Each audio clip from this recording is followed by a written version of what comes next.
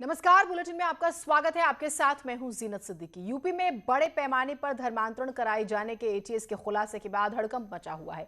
अब इस मामले में इलाहाबाद सेंट्रल यूनिवर्सिटी के एक विवादित प्रोफेसर का नाम भी सामने आया है। यूनिवर्सिटी के पॉलिटिकल साइंस डिपार्टमेंट के प्रोफेसर मोहम्मद शाहिद पर आरोप है कि उन्होंने कानपुर की MBA की छात्रा का धर्मांतरण कराया है। रिपोर्ट।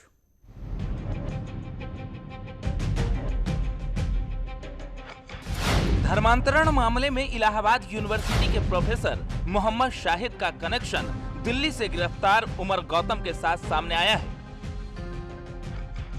आरोप है कि प्रतियोगी परीक्षाओं की तैयारी के सिलसिले में ऋचा नाम की युवती इलाहाबाद सेंट्रल यूनिवर्सिटी के पॉलिटिकल साइंस डिपार्टमेंट के प्रोफेसर मोहम्मद शाहिद के संपर्क में आई और इस प्रोफेसर ने ऐसा ब्रेन वॉश किया कि ऋचा माही मली बन गई। प्रदेश में बड़े पैमाने पर धर्मांतरण के मामले का एटीएस ने खुलासा किया है, जिसके बाद से हड़कंप मचा हुआ है और एटीएस सहित तमाम दूसरी सुरक्षा एजेंसियां इस मामले की जांच में जुटी है। लेकिन अब इसका ताज़ा कनेक्शन संगम नगरी प्रयागराज से भी जुड़ रहा है। दरअसल कानपुर की घाटमपुर की रहने वाली ऋचा, जो कि MBA कर चुकी है, वो इनके संपर्क में आई थी और उसने भी धर्म परिवर्तन किया है और वो माहीन अली बन गई है। और जब एटीएस को इस बात का खुलासा हुआ तो उसके परिजनों से जब पूछताछ की गई तो उसमें मोहम्मद शाहिद, जो कि इलाहाबाद सेंट्रल यूनिवर्सिटी में पॉलिटिकल साइंस के जो है वो प्रोफेसर हैं, उनका नाम सामने आ रहा है कि उनसे प्रेरित होकर वो मुस्लिम धर्म उसने अपनाया है और इन दिनों वो जयपुर में नौकरी कर रही है। प्रोफेसर मोहम्मद शाहिद का पहले भी विवादों से नाता रहा है। तबलीगी जमातियों को कोरोना काल में पनाह देने के मामले में वो जेल भी जा चुके हैं। एक बार फिर धर्मांतरण के आरोपों में प्रोफेसर घिर चुके हैं। फिलहाल आरोपी प्रोफेसर मोहम्मद शाहिद इस वक्त कहां है, किसी को पता नहीं।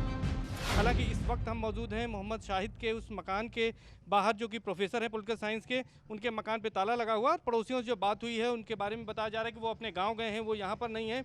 लेकिन मोहम्मद शाहिद पहले भी विवादों में रहे हैं। इससे पहले जो उनका मामला आया था वो तबलीगी जमात के मामले में उनका नाम आया था और ये कहा गया था कि जिस समय कोरोना का संक्रमण फैला था, तबलीगी जमात के तमाम लोग इंडोनेशियाई यहाँ पर आए थे और इंडोनेशियाई जो लोग आए थे उनको मस्जिद में ठहराने और इसके साथ ही साथ कोरोना संक्रमण फैलाने के मामले में उनके ऊपर FIR हुई थी और करीब 1.5 माह तक उन्हें जेल में रहना पड़ा था और 2 जून को उन्हें जमानत मिली थी और उसके बाद वो रिहा हुए थे। तो ये कह सकते हैं कि एक बार फिर से उनका नाम यहाँ पर धर्मांतरण वाले मामले में आया है। अब इस मामले में भी एटीएस सहित दूसरी जांच एजेंसियों के इस मामले की जांच कर रही हैं। उसके बाद ही इस बात का पता चलेगा कि आखिर इसमें सच्चाई क्या है।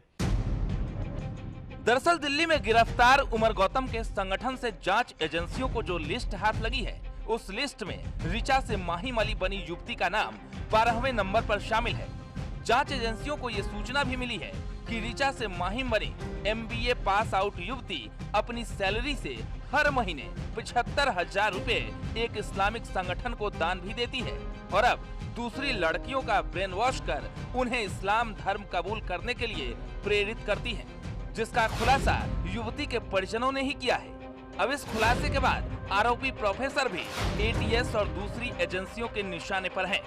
न्यूज़ 18 के लिए प्रयागराज से सर्वेश दुबे की रिपोर्ट।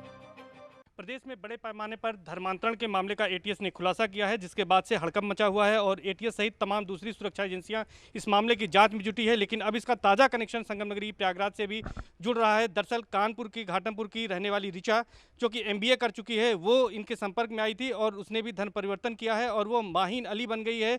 और जब एटीएस को इस बात का खुलासा हुआ तो उसके परिजनों से जब पूछताछ की गई तो उसमें मोहम्मद शाहिद, जो कि इलाहाबाद सेंट्रल यूनिवर्सिटी में पॉलिटिकल साइंस।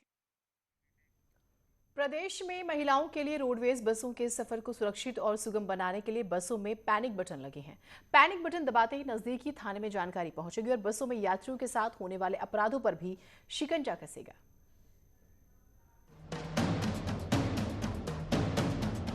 रोडवेज बस में लगा लाल बटन लाइट जलाने या फिर गेट खोलने के काम नहीं आता, बल्कि ये एक पैनिक बटन है। यानी कि अब यात्रा के दौरान कोई भी मनचला अगर महिला से छेड़खानी करेगा तो उसे हवालात पहुंचने में ज्यादा देर नहीं लगेगी। इस बटन का फायदा ये है कि GPS के जरिए हर वक्त बसों के संचालन पर नजर रखी जा सकेगी। किसी को बिना बताए अपना मतलब दे सकते हैं सबको सूचना। वैसे देंगे तो आदमी फोन द्वारा करते हैं तो आदमी को अपनी शंका कर लेता है, कोई फोन छुड़ाने लगता है, कोई कुछ लड़ाई लड़ने लगता है। निर्भया फंड से रोडवेज की 11,750 बसों में पैनिक बटन और जीपीएस यानी कि ग्लोबल पोजीशनिंग सिस्टम लगाए जाएंगे। इसके लिए टेंडर हो चुके हैं और उरई रोडवेज परिवहन की 98 में से 2 बसों में पैनिक बटन लगा दिए गए हैं। इंटीग्रेशन का काम पूरा होने के बाद इसे इस्तेमाल में लाया जाएगा। पैनिक बटन लगाने से किसी भी स्थिति में, यात्रा के किसी भी समय पे अगर कोई ऐसी अप्रिय स्थिति उत्पन्न होती है जिससे जो हमारी महिला पैसेंजर्स हैं उनको ऐसी स्थिति आती है, किसी से संपर्क करना चाहते हैं या फिर किसी को वो करते हैं, तो त्वरित गति से वो उसको दबा के वो सूचना बस में लगे हुए VTS से इंटीग्रेटेड होगी और वो 112 हमारे कमांड सेंटर में हमारे VTS जो एप्लीकेशन उससे इंटीग्रेटेड है और हमारे यहाँ इंटरसेप्टर से, इन सभी जगह एक साथ तुरंत ये सूचना जाएगी। बसों में लगातार बढ़ते क्राइम पर रोक लगाने के लिए प्रदेश सरकार की तरफ से उठाया गया ये एक अहम कदम है। इससे महिलाएं बसों में सफर करते हुए खुद को सुरक्षित महसूस करेंगी। जालौन से न्यूज़ 18 के लिए प्रदीप कुमार त्रिपाठी की रिपोर्ट। उधर प्रयागराज में अंधविश्वास के खेल का खुलासा हुआ है। दूसरे जिले से आकर संगम क्षेत्र में कुछ लोग झाड़ फूंक करके लोगों का इलाज कर रहे थे।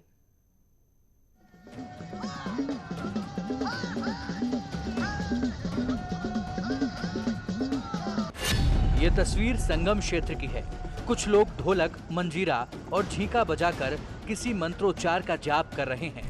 कुछ लोग एक बुजुर्ग को जकड़कर पकड़े हैं और वो रह रहकर बेकाबू हो रहा है। इतना देखने के बाद ऐसा लगता है कि जैसे वहाँ मौजूद लोग झाड़ फूंक करके बुजुर्ग का इलाज कर रहे हैं।